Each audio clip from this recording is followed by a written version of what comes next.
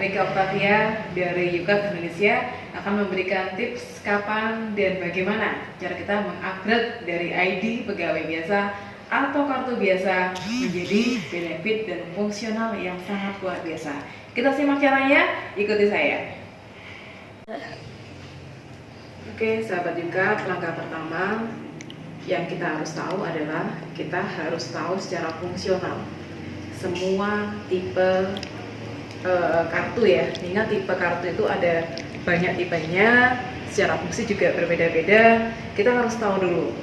Oh, kalau kartu RFID proximity itu dia tidak bisa menyimpan data karena RFID proximity di sini hanya bisa terbaca di reader, yaitu nomor bawaan dari pabriknya. Berbeda dengan RFID MIFARE. Kalau RFID MIFARE secara frekuensi dia lebih besar daripada proximity dan lebih bisa menyimpan data sampai dengan 1K, 4K sampai ke 8K. Nah, dan ada juga kartu NFC seperti jenis ETOL, di mana ETOL ada Brizi dari BRI, Tapcash dari BNI, Plus dari BCA, e-money dari Mandiri.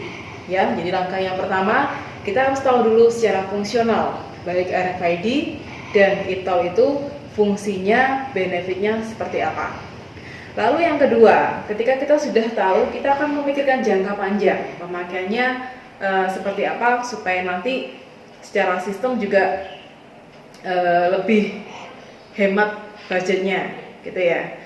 Jadi kalau tadi proximity tidak bisa menyimpan data, MIFARE bisa menyimpan data, NFC, ETOL bisa menyimpan data. Di sini yang membedakan antara RFID dan ETOL, kalau RFID mungkin benefitnya hanya bisa dipakai di komunitas perusahaan saja.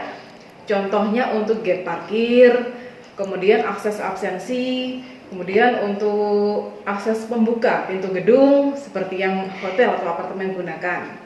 Nah, jadi kalau RFID hanya bisa dipakai di komunitas perusahaan saja. Berbeda halnya dengan e-money.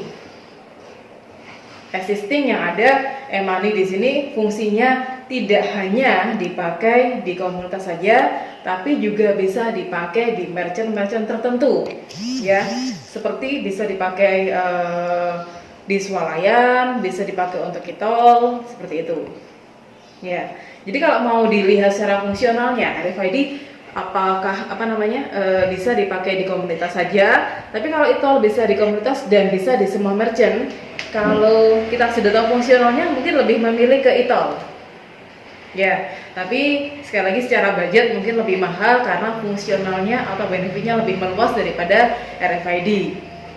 Ya, kemudian langkah yang ketiga, yang terakhir di sini, kita ketika sudah bisa menentukan secara fungsional, secara pemakaian jangka panjang dan budgetnya, kita tentukan desain sesuai corporate dan brandingnya.